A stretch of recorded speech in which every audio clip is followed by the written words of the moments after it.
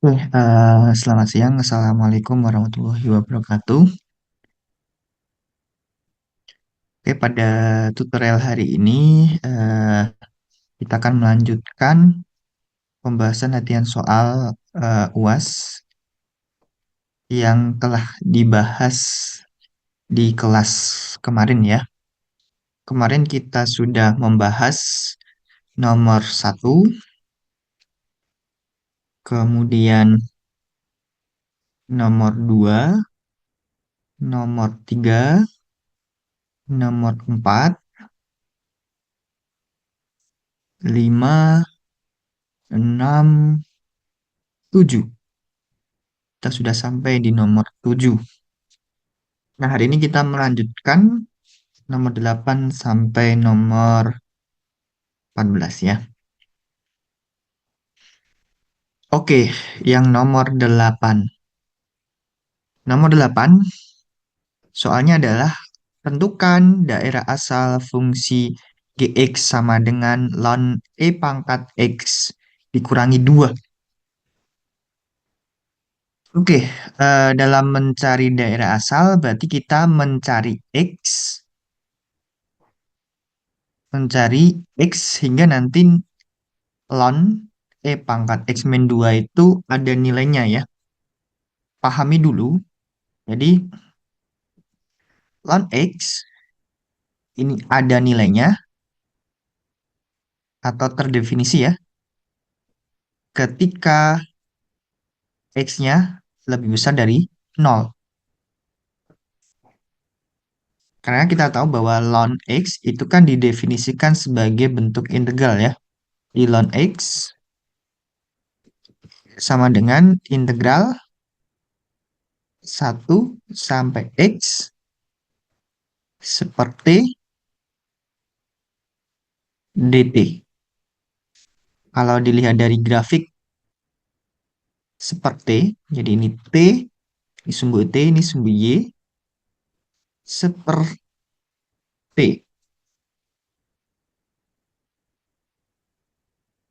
Grafiknya kan dia monoton turun ya.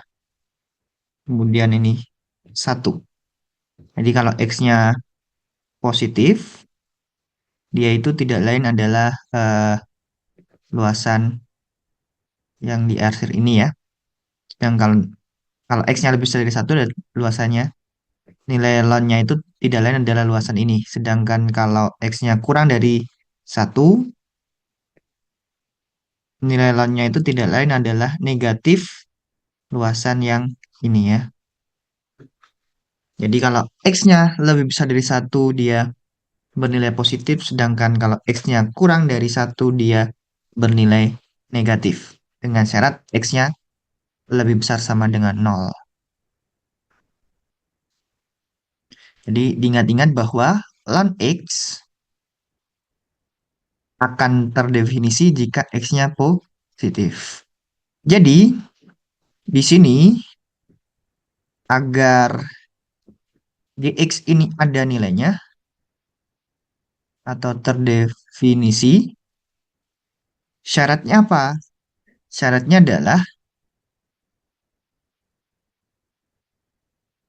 yang kita eh, lonkan itu harus lebih besar dari 0. Ini yang kita cari lonnya adalah E pangkat X kurangi 2. Oh, berarti E pangkat X min 2 harus lebih besar dari 0. Nah, maka E pangkat X itu lebih besar dari 2 ya. Kedua ruas kita tambahkan 2. Kemudian, karena ln X itu dia monoton, naik dan kontinu, maka ini itu tidak akan sama dengan kedua ruas ini kita lonkan. Jadi ln E pangkat X akan lebih besar dari ln 2.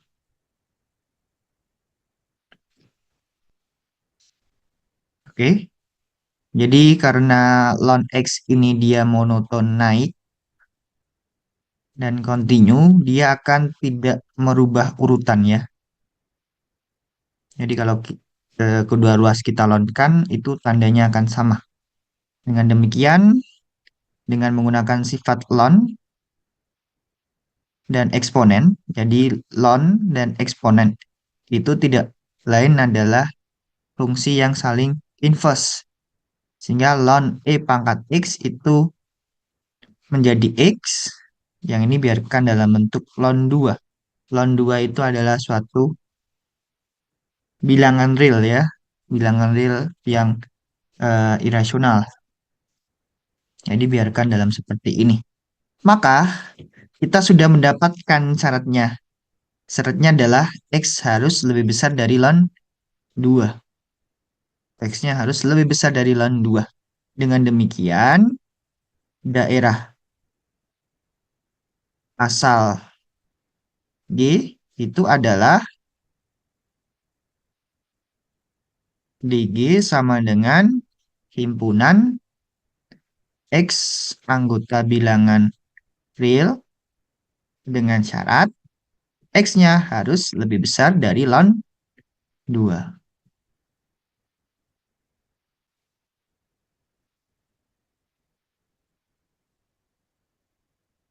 Oke, jadi yang perlu diingat-ingat bahwa ln X itu ada nilainya kalau X-nya positif ya.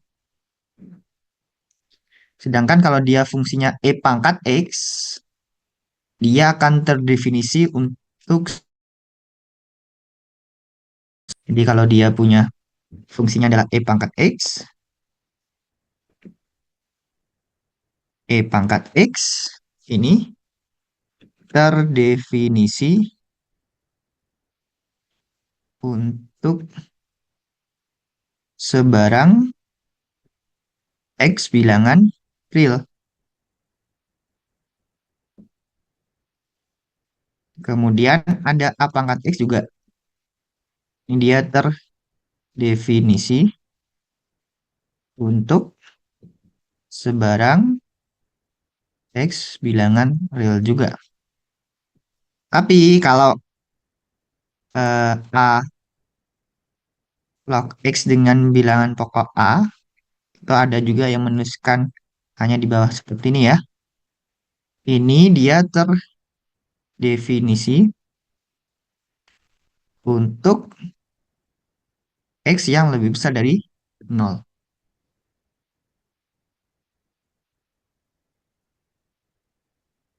Jadi syaratnya itu. Nah, di sini syaratnya kalau logaritma itu A-nya positif dan tidak boleh sama dengan 1 ya.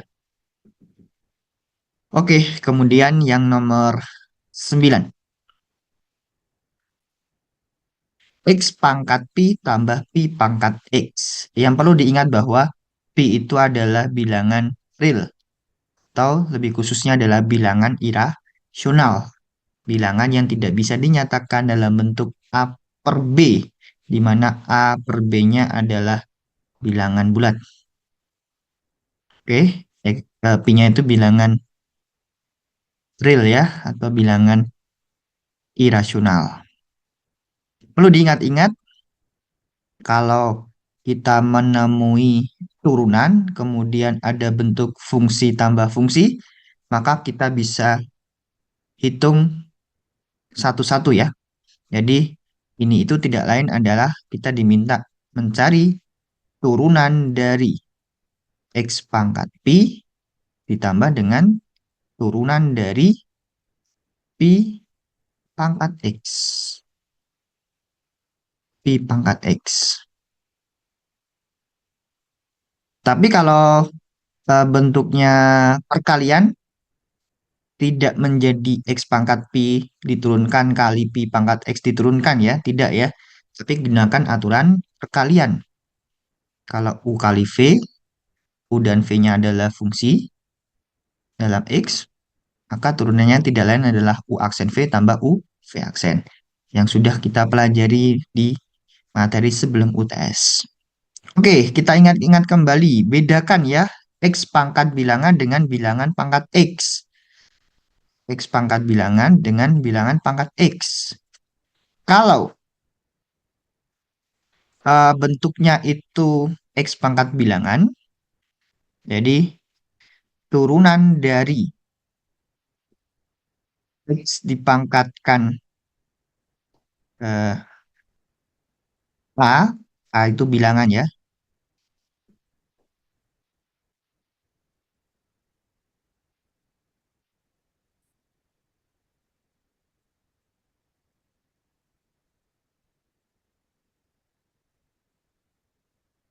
hanya bukan nol ya. Kalau nol kan jadinya nih satu diturunkan jadinya nol ya. Oke, kalau A-nya itu bilangan real dengan A-nya tidak sama dengan nol, turunan dari X dipangkatkan A itu tidak lain adalah A kali X pangkat A min 1. Aturan turunan pangkat ya. Di pangkatnya maju ke depan, pangkatnya dikurangi 1. Sedangkan kalau A-nya ini dipangkatkan X, jadi X-nya ini menjadi pangkat ya. Itu tidak lain turunannya menjadi A dipangkatkan X kali ln A. Jadi yang diingat-ingat itu. Nanti kalau ada bentuk X pangkat X beda lagi. Itu kalau fungsi pangkat fungsi, kita bisa gunakan eh, turunan logaritmik. Turunan logaritmik ya. Oke, untuk soal nomor 9 ini kita menggunakan dua sifat ini, maka dengan mudah yang X pangkat Pi diturunkan terhadap X, ini akan menjadi pakai sifat yang pertama. Pi-nya maju, pangkatnya dikurangi 1. Sedangkan kalau Pi pangkat X, berarti dia bentuknya eksponen. Pakai gunakan nomor 2. Jadi, hanya kan Pi ya, berarti Pi pangkat X kali ln Pi.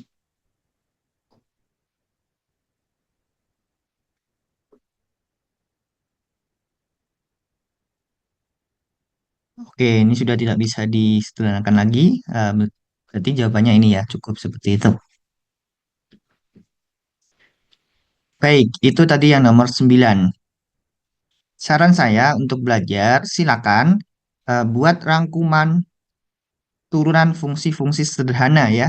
Dari awal, dari konstanta diturunkan, X pangkat N diturunkan, kemudian sin diturunkan, cos diturunkan, jadinya apa? Nah, buat dalam satu lembar. Kemudian integral juga sama. Integral dari X pangkat N itu jadinya apa? Integral dari sin X jadinya apa? Nah, ditulis dalam satu lembar. Kemudian lembar itu sebagai acuan kalau kalian mengerjakan soal-soal integral atau turunan ya. Sebenarnya kalkulus itu lebih banyak latihan. Kalau tidak latihan tentu eh, tidak akan bisa ya. Oke, kita lanjut ke nomor 10. Tentukan integral X per 2X kuadrat tambah 1 dx. Oke, soal seperti ini di Matematika 1 yang baru kita pelajari baru teknik metode substitusi. Metode substitusi tujuannya adalah merubah bentuk yang kompleks menjadi bentuk yang sederhana. Nah, kira-kira yang mau dirubah ini bentuk sederhananya apa ya? Kita ingat kembali. Yang kita punya modalnya adalah integral U dipangkatkan N du. Dia menjadi apa? Integral. Pangkatnya naik. Rumusnya berarti ini pangkatnya ditambah 1 dibagi dengan pangkat setelah ditambah 1. Jadi U pangkat N plus 1 per N plus 1. Integral tak tentu berarti ada plus C-nya. Di mana ini N-nya tidak boleh sama dengan minus 1 ya. Tapi kalau N-nya minus 1 jadinya kan seper U. Integralnya apa per U? Integralnya adalah ln mutlak U ditambah dengan C. Oke, kemungkinan sih eh, dirubah seperti ini ya, ke bentuk yang sederhananya. Nah, kira-kira U-nya apa nih? U-nya itu biasanya yang panjang ya. Eh, U-nya berarti mungkin kita coba dulu 2x kuadrat tambah satu. Oke, kita misalkan U-nya adalah 2x kuadrat tambah satu. Maka apa? Maka DU, diferensial U, itu tidak lain turunan dari ini kali DX. Turunan dari 2x kuadrat plus satu dari dikalikan dengan DX ya. Turunannya berarti kan ini 4x tambah nol ya. Berarti 4x dx. Kita lihat soalnya. Soalnya itu adalah integral x dx. X-nya ini dibagi dengan 2x kuadrat plus satu ya. Berarti integral x per 2x kuadrat tambah satu dx. Hmm, ada x dx nih. Oh, berarti kan nanti x dx-nya itu bisa kita ganti dengan dari du sama dengan 4x dx. Ini kita rubah menjadi x dx sama dengan du per 4 ya. Sehingga kita dapatkan ini menjadi x dx-nya berubah jadi du per 4 yang 2x kuadrat tambah satu itu tidak lain adalah u.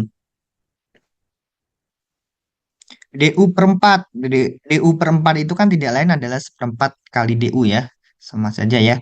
Oke, seperempatnya itu kan dikalikan. Kalau perkalian, ingat sifat integral, jadi konstanta kali fungsi diintegralkan itu sama dengan konstanta kali integral fungsi. Ini menjadi seperempatnya boleh kita keluarkan ya. Seperempat integral seper U du. Sehingga kita akan dapatkan integral dari seper U du adalah ln mutlak U. Jadi ini sama dengan seperempat ln mutlak U. Jangan lupa integral tak tentu plus D. Apakah C-nya perlu dikalikan seperempat? Ya, nanti hasilnya sama saja ya. C kan itu kan konstanta yang belum diketahui nilainya ya. Jadi akhirnya bisa kita simbolkan dengan C saja. Nah, jangan lupa hasil akhir itu selalu dirubah kembali ke bentuk X ya. Jadi ln mutlak punya apa? 2x kuadrat plus 1 C. Hati-hati ya, ini ada mutlak.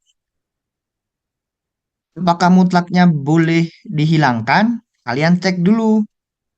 Apakah 2x kuadrat tambah satu itu selalu positif atau enggak?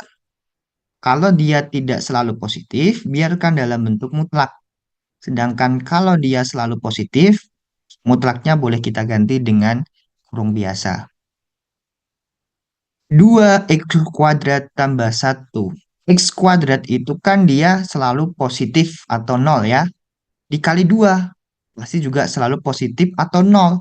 Ditambah satu, oh berarti dia pasti lebih besar satu atau sama dengan satu.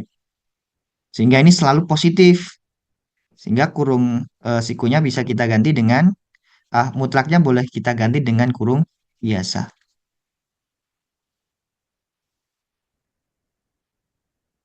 Oke, dapat hasilnya adalah seperempat ln 2x kuadrat tambah satu plus c. Ingat, integral tentu ada plus c-nya. Integral tak tentu ada plus c-nya. Tapi kalau integral tentu yang ada batasnya itu, jawaban akhirnya pasti bilangan ya. Oke, kemudian nomor 12.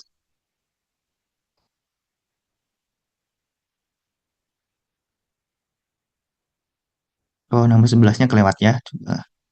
Nomor 11.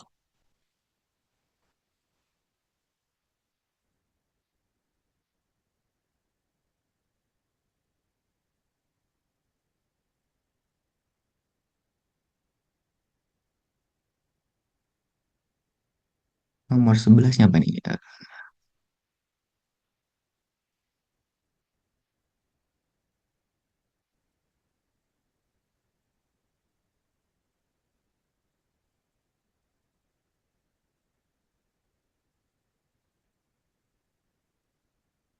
Oke, nomor 11.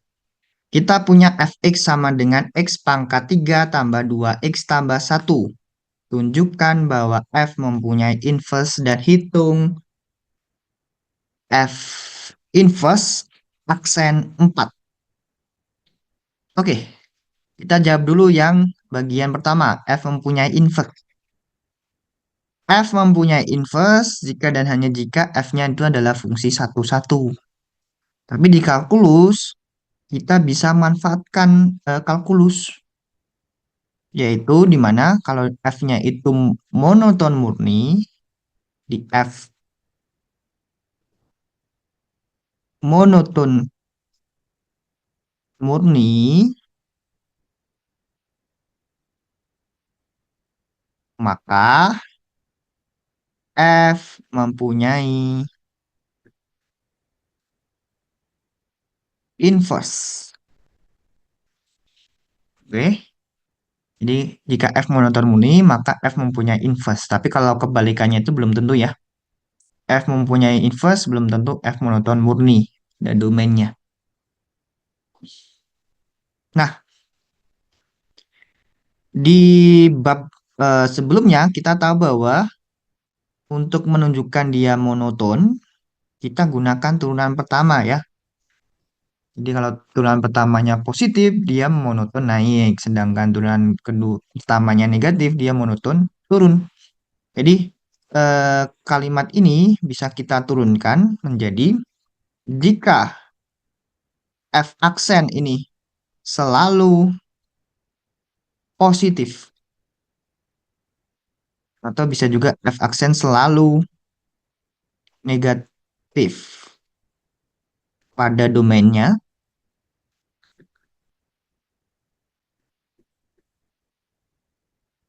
maka F mempunyai inverse.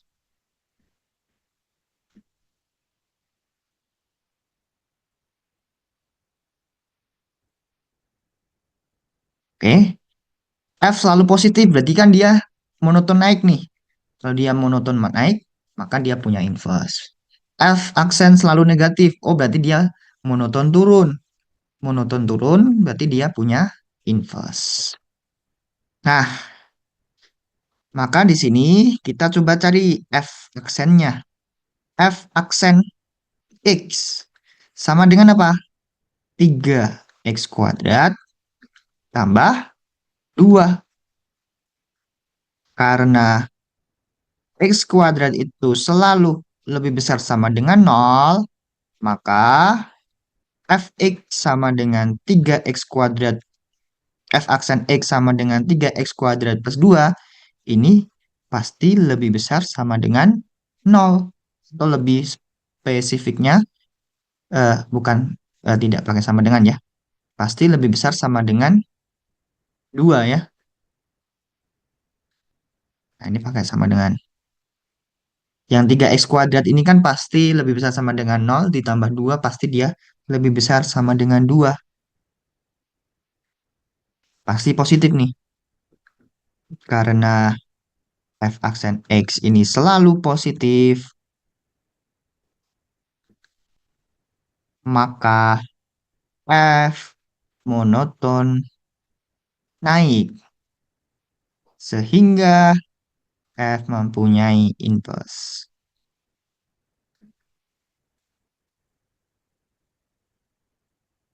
Oke, kita sudah menunjukkan bahwa f mempunyai inverse. Rumus inverse-nya mungkin tidak mudah untuk dicari ya. Tidak mudah untuk dicari.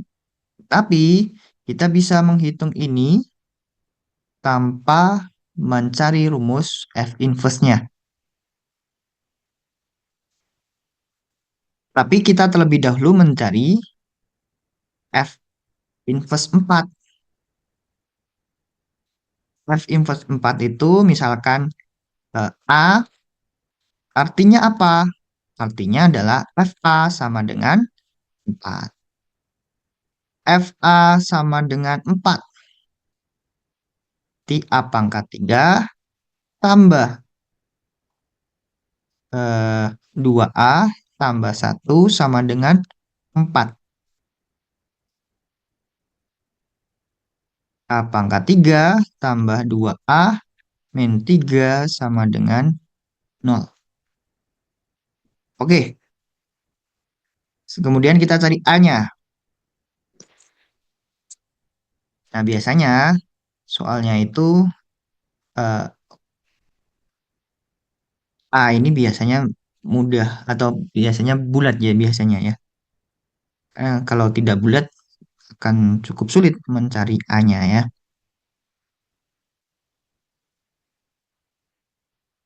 Karena di sini pangkatnya pangkat 3. Kemungkinan A-nya adalah faktor dari negatif 3. Bisa 1, -1, 3, atau -3. Mungkin kita coba aja nih kalau A-nya 1. A-nya 1 bener nggak jadi 0? 1 pangkat 3 tambah 2 kali 1 min 3. Ah, pas nih. Berarti kita dapatkan A-nya sama dengan 1 ya. A-nya sama dengan 1. Oke, A-nya sama dengan 1. Sehingga F inverse aksen 4 itu tidak lain adalah F aksen 1. Jadi bukan F aksen 4 ya, tapi F aksen 1. Satunya apa? Satunya adalah F inverse 4 ya. Atau titik di mana nilai fungsinya sama dengan 4. Nilai fungsi F-nya sama dengan 4. Nah, sehingga kita dapatkan ini 3 kali 1 kuadrat tambah 2, yaitu seperlima.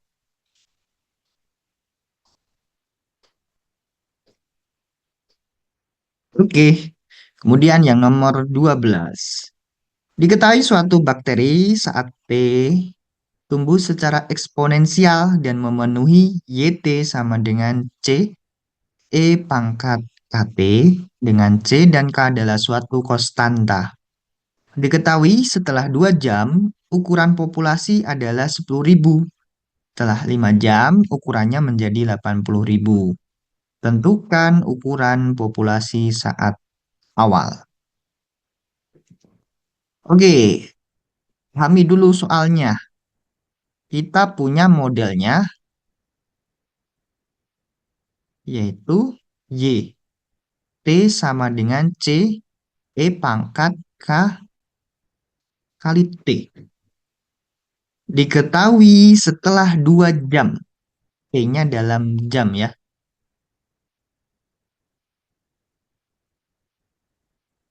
Ukuran populasinya 10.000. Artinya apa? Artinya Y2 itu tidak lain adalah 10.000. Setelah 5 jam, oh berarti Y5 sama dengan 80.000. Bertambah ya, tumbuh. Nah, yang diminta adalah ukuran populasi saat awal. C-nya ini berapa ya? Yang dicari adalah Y0.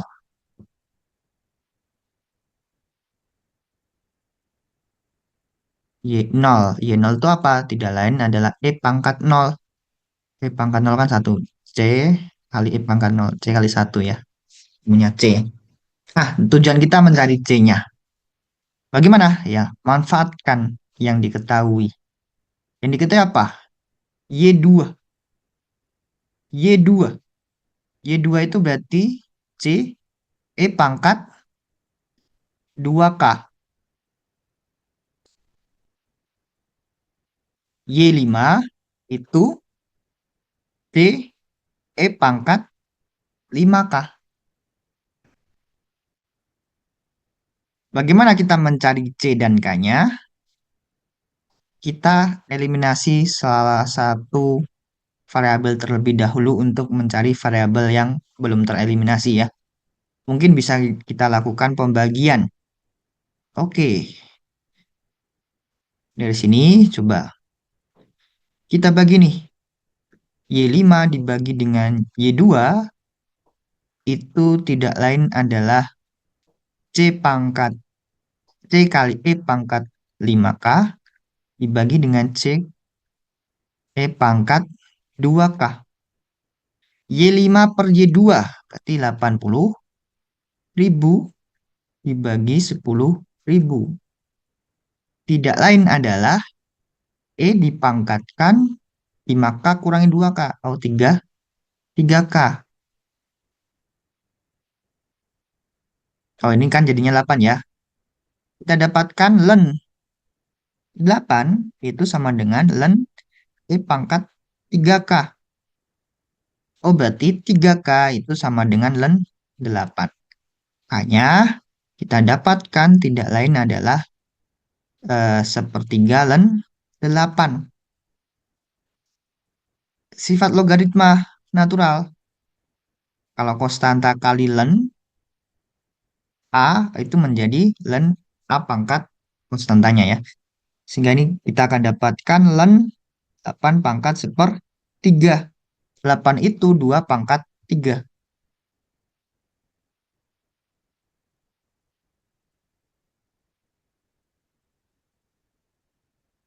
Sehingga ini tidak lain adalah len 2.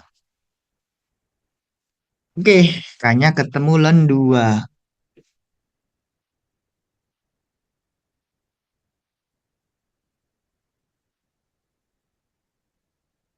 Terus cari C-nya. C-nya bagaimana? Ya, kita masukkan ke salah satu saja ya. Y2 itu kan 10.000 ini. 60.000. Boleh masukkan yang Y2 atau Y5 sama saja nanti harusnya hasilnya. Kita coba hitung yang di hmm, Y2 saja ya. C E pangkat 2K sama dengan 10.000. C E pangkat K-nya adalah len 2 sama dengan 10.000. C E pangkat ini kan sifat logaritma tadi len 2 pangkat 2 sama dengan 10.000. E pangkat len 2 pangkat 2. Oh, hasilnya adalah 2 pangkat 2.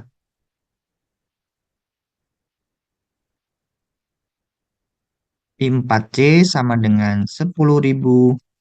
C-nya kita dapatkan berapa itu? Dibagi 4 ya. 200, 2.500.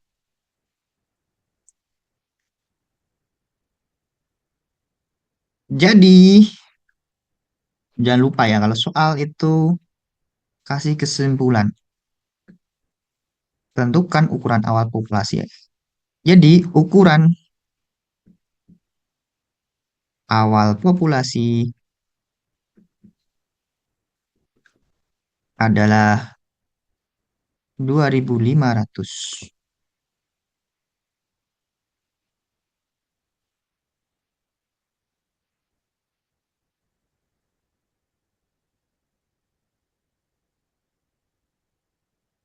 Oke, itu nomor 12. Nomor 13 sekarang. Persamaan diferensial. Ode sama ya. Ini menggunakan faktor integrasi. Untuk materi UAS, hati-hati ada dua persamaan diferensial yang sudah kita pelajari. Yang pertama adalah persamaan diferensial yang diselesaikan dengan cara pemisah variabel ya. Jadi variabelnya dipisah. Luas kiri menjadi variabel yang X, yang luas kanan Y, atau sebaliknya. Intinya memisahkan dua variabel di masing-masing ruas. Kemudian kalau yang nomor 13 ini kita menggunakan faktor integrasi IX. IX-nya itu apa? E pangkat integral PX. Oke, kita coba selesaikan ini. Yang A, ini soal bonus nih. sudah diarahkan. Tuliskan persamaan di atas dalam bentuk dy per dx tambah px y sama dengan ix. Oke, yang diketahui apa? Yang diketahui adalah 2x tambah 1 dy dx ditambah dengan y sama dengan akar dari 2x tambah 1 kali cos x. Biar bentuknya sama dengan yang diinginkan, ini kan bentuknya dy per dx. 2x-nya eh, nggak ada ya, atau kita rubah menjadi satu. Maka kedua ruas kita bagi dengan 2x tambah satu. Oke, ini atau kita kalikan dengan seper 2x tambah satu. Kita kalikan 2x tambah satu kali seper 2x tambah satu jadinya satu ya. Oh, berarti kita dapatkan ini dy per dx ditambah dengan seper 2x tambah satu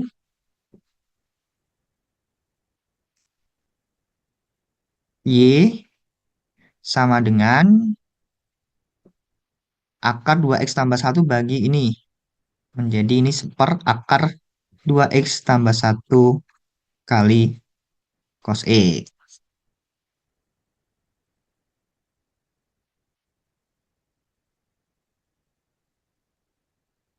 Nah, dengan demikian kita dapatkan nih, px-nya adalah seper 2x tambah satu atau 2x tambah satu pangkatnya min satu ya. Sedangkan px-nya adalah seper akar 2x tambah satu kali cos X ya.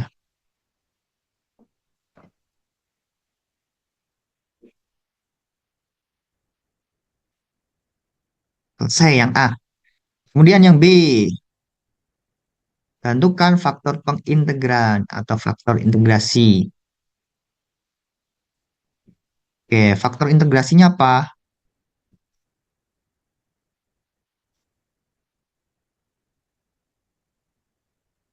Yaitu Ix-nya itu sama dengan E pangkat integral Px.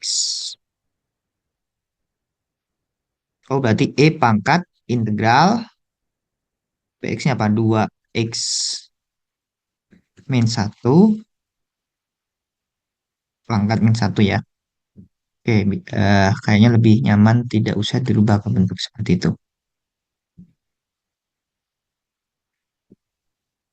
Tidak lain adalah seper 2x tambah satu dx. Kita misalkan nih, misal U-nya adalah 2x tambah satu, du-nya apa? 2 dx. Oh, berarti dx-nya du per 2. Sehingga ini tidak lain adalah E pangkat integral seper U dx-nya jadi du per 2. I sama dengan E pangkat setengah integral seper U du. Integral seper U du tadi apa? Ln mutlak U. E pangkat setengah ln mutlak U. Sama dengan E pangkat setengah ln mutlak U-nya adalah 2x tambah satu. Oke. Nah, sehingga kita dapatkan IX-nya itu tidak lain adalah E. Tadi ada syarat nih, X-nya positif ya. Kalau X-nya positif berarti 2x plus satunya positif juga. Mutlaknya bisa kita hilangkan.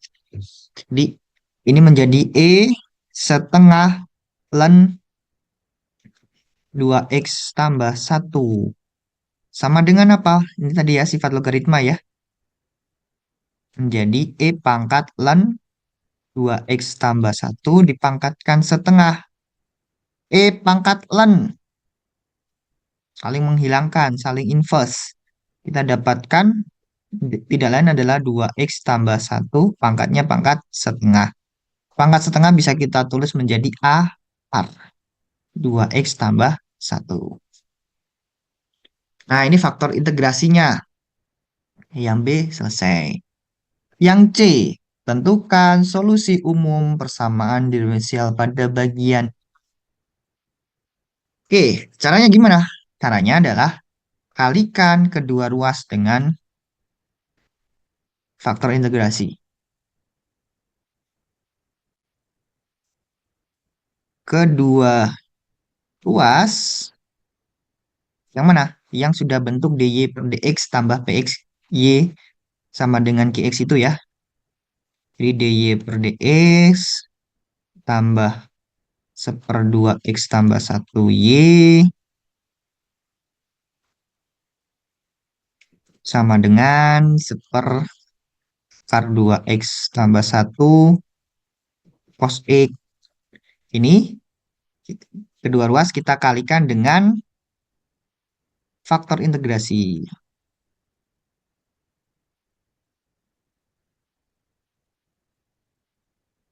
Jadinya apa? Jadinya adalah akar 2x tambah satu dy dx ditambah dengan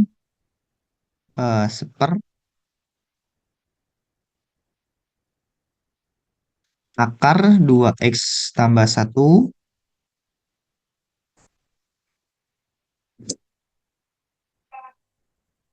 y sama dengan ini saling membagi ya. Akar 2x tambah satu akar 2x. Oke, berarti jadi satu jadi cos x.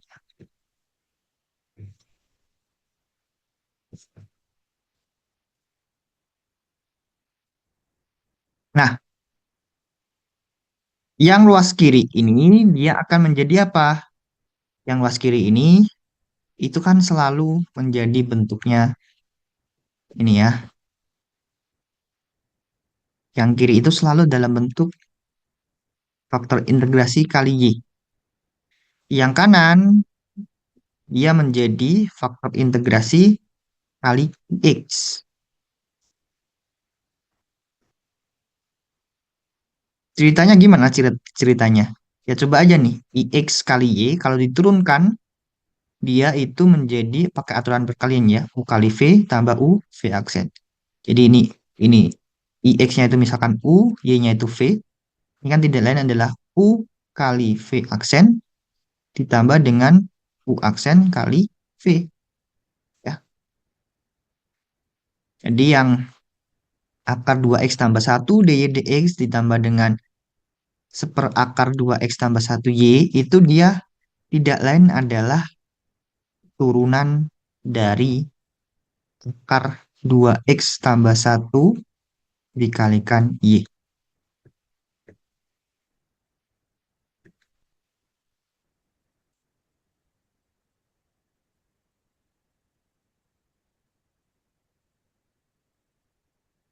Oke.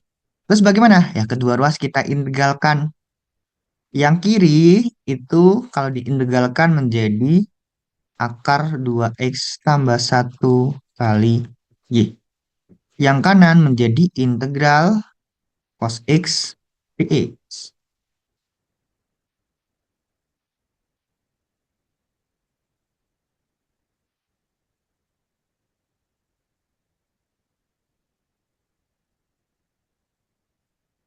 Nah, selanjutnya kita integralkan cos x dx integralnya adalah sin x. Jangan lupa ini integral tak tentu, berarti plus c.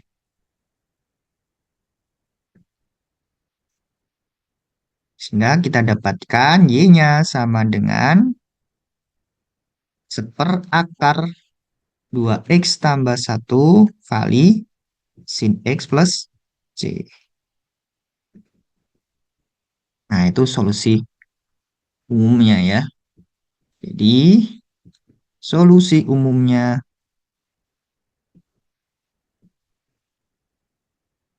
y sama dengan seperakar 2x tambah satu sin x plus Oke. Yang D apa?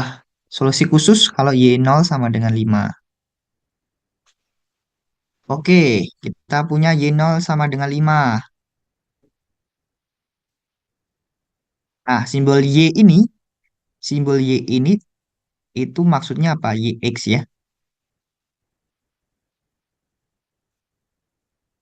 Jadi Y0 berarti X-nya dimasukkan 0.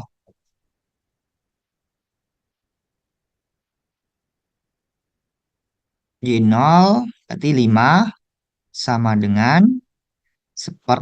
X-nya ganti 0 ya. 2 kali 0 tambah 1 sin 0 plus C. Jadi ketemu 5 sama dengan C. C-nya 5 ya berarti. Nah, kalau sudah dapat C-nya berarti sudah didapatkan tuh. Jadi solusi khususnya adalah Y sama dengan akar 2X tambah 1 kita kalikan dengan sin X plus C. C-nya 5.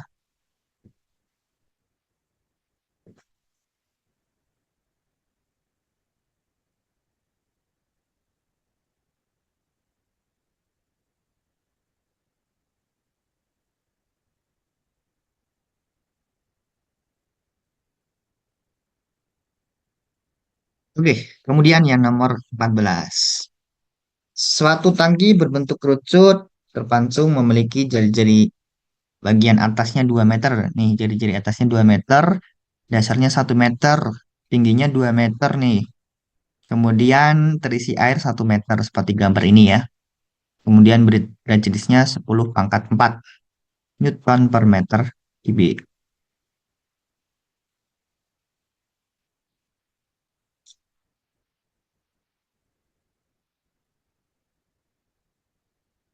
Gunakan volume cakram untuk menaksir potongan air. Oke.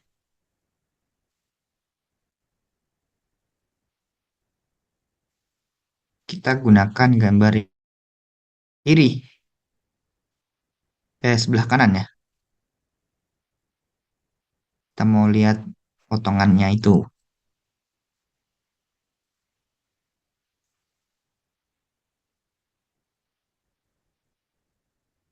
Ini tadi misalkan tengah-tengah ini 0,0.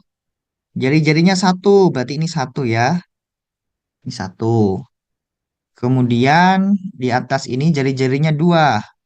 Oh, berarti yang di sini itu dua nih. Tingginya dua. Oh, berarti tingginya ini dua.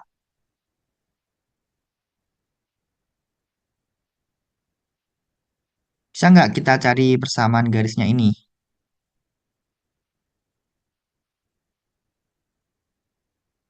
Kita coba cari ya. Misalkan ini garisnya garis G. Cari persamaan garis G.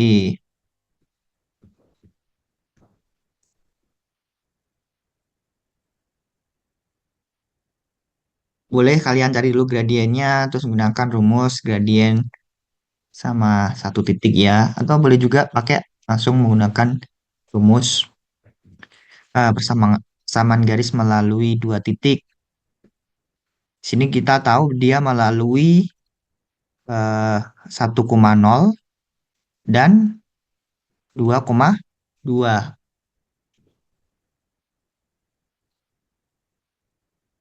Y min Y1 0 per 2 min 0 sama dengan X eh, X min 1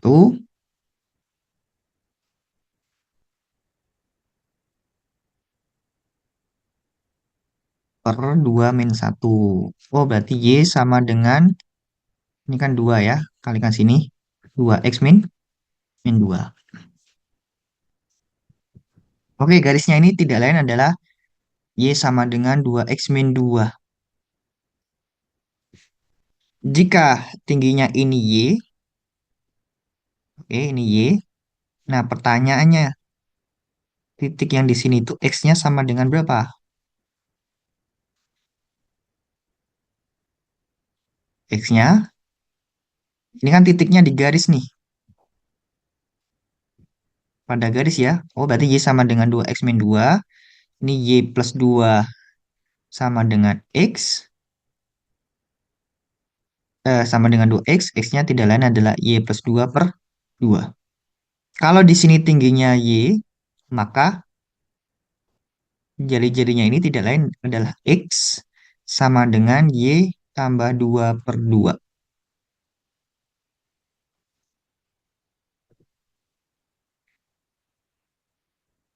Oke, berarti jari-jari cakramnya ini tidak lain adalah X-nya ini ya, yaitu Y tambah 2 per 2 ya.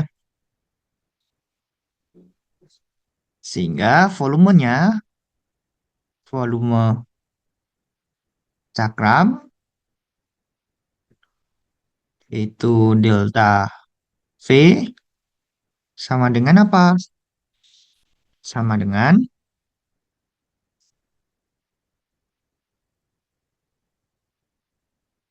luas lingkarannya, berarti Pi, R-nya, X-nya itu ya, Y tambah 2 per 2 kuadrat kali ketebalan delta Y.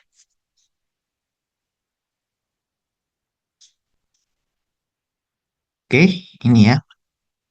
Kalau mau kalian jabarkan silahkan ya. Berarti ini Pi Y kuadrat tambah 4Y tambah 4 dibagi 4 kali delta Y. Atau bisa juga kalian tulis menjadi Pi per 4 Y kuadrat tambah 4Y tambah 4 delta Y. Oke, itu yang A. Yang B sekarang. Yang B, tentukan integral tentu yang menyatakan volume seluruh air di dalam tangki. Volume air itu kan jadi tingginya dari 0 sampai 1 ya. 0 sampai 1 R-nya. Berarti volumenya tidak lain adalah integral Y-nya dari 0 sampai 1. Pi per 4 Y kuadrat tambah 4Y plus 4 DY. Sama dengan apa? Pi per 4 integral 0 sampai 1 Y kuadrat tambah 4Y tambah 4 DY. Pakai TDK 2. Ingat, cari dulu anti turunan baru disubstitusikan. Tidak langsung substitusi ya. Ingat-ingat ya. Cari dulu anti turunannya. Anti turunannya apa? Y pangkat 2 berarti Y pangkat 3 bagi 3 ditambah dengan 4Y pangkat 2 bagi 2. Kalau konstanta tinggal tempelin variabel 4Y. 1, 0. Kita dapatkan Pi per 4 dikalikan dengan dimasukkan 1 berarti 1/3 tambah 2 tambah 4 dimasukkan 0.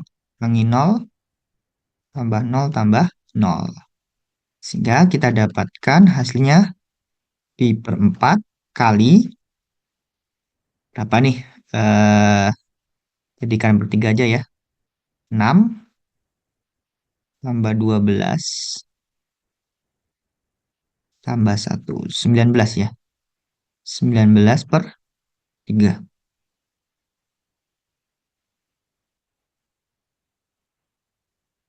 Sehingga kita dapatkan 19 pi per 12.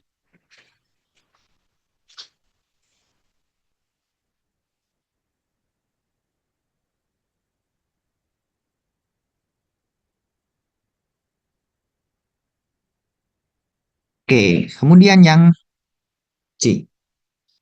Yang C apa nih? Jika diketahui bahwa kerja atau usaha yang dilakukan untuk memompa seluruh air di dalam tangki hingga ketinggian B meter dari dasar tangki adalah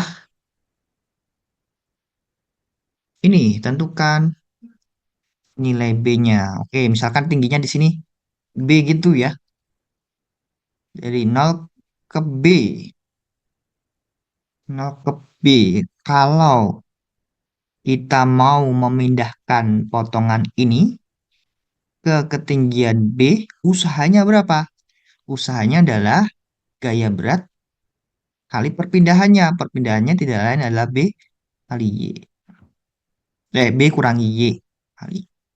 Oke, usaha. W itu tidak lain adalah gaya kali perpindahan.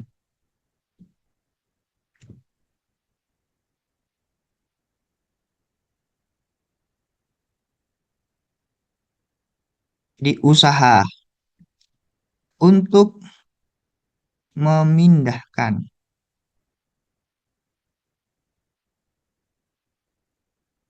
potongan air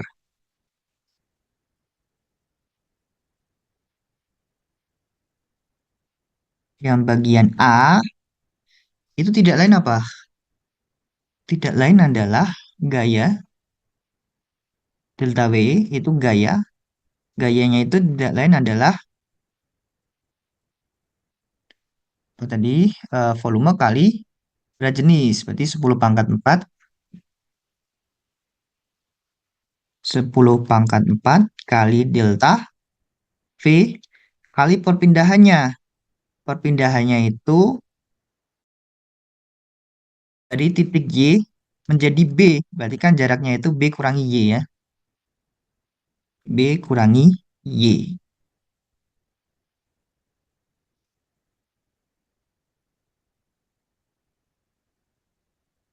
10 pangkat 4 delta V-nya itu pi per 4 Y kuadrat tambah 4Y tambah 4 delta Y kali B min Y. Ini bisa saya tulis nih 10 pangkat 4 per 4. Ini kan bisa saya tulis jadi 5 pangkat 4 kali 2 pangkat 4.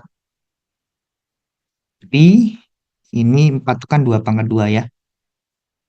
Delta Y-nya taruh belakang aja. Berarti B min Y kali Y kuadrat plus 4Y plus 4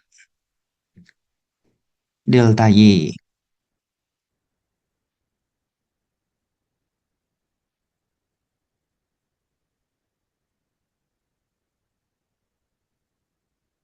5 pangkat 4. 2 pangkat 4 bagi 2 pangkat 2. Berarti 2 pangkat 2 ya. 4 ya. Oke, ini saya tulis menjadi 4 kali 5 pangkat 4 kali pi B min Y, Y kuadrat tambah 4Y tambah 4 delta Y. Sehingga kita akan dapatkan W usahanya itu tidak lain adalah integral dari paling bawah 0 sampai volume paling atasnya 1 ya. Ketinggiannya kan airnya 1 ya. Nih, ketinggian airnya kan 1. Berarti dari bawah sini sampai ketinggian yang 1. Jadi irisannya dari 0 sampai 1 ya. Jadi integral 0 sampai 1, 4 kali 5 pangkat 4 pi B min Y, Y kuadrat tambah 4Y tambah 4 DY. Nah, B-nya sudah diberikan tuh, W-nya. W-nya tidak lain adalah 87 kali 5 pangkat 4 pi. Nah, kalian cari nih. Ini kan 4 kali 5 pangkat 4 pi itu kan konstanta ya. Di 4 kali 5 pangkat 4 kali pi integral 0 sampai 1. Ini mungkin saya kalikan dulu. Y kuadrat B kali Y kuadrat tambah 4BY tambah 4B dikurangi Y pangkat 3 dikurangi dengan 4Y pangkat 2 dikurangi dengan 4Y DY. Oke, ini bisa dibagi ya.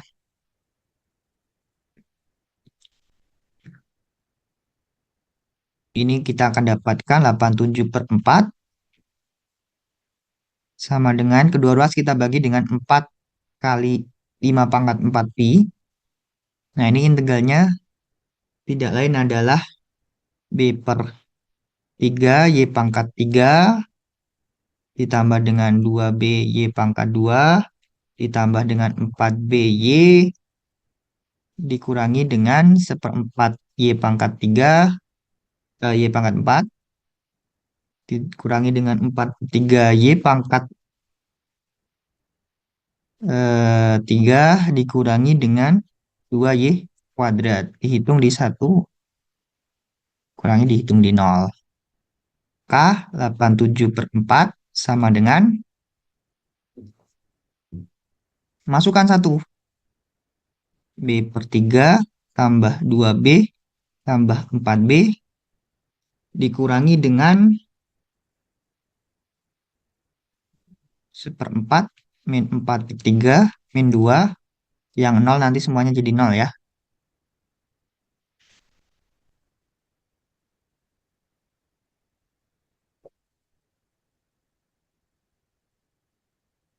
Oke, kita dapatkan ini. Ini kalau kita kalikan dengan, biar nggak ada per-pernya nih, biar mudah aja sih ngitungnya. Kita kalikan dengan 12, kita akan dapatkan 87 kali 3, 261.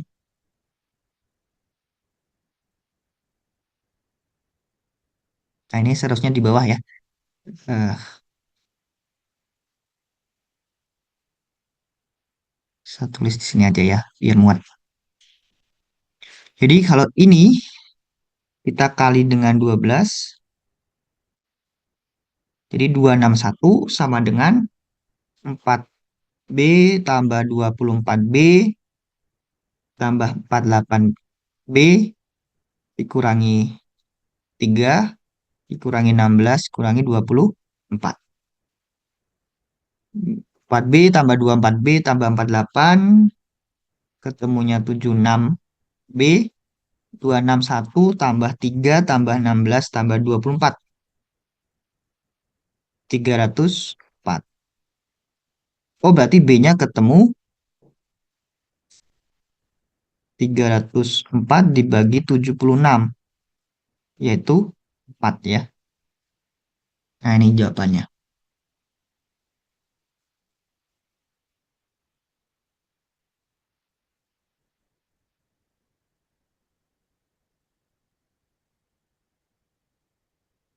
Oke, seperti itu ya.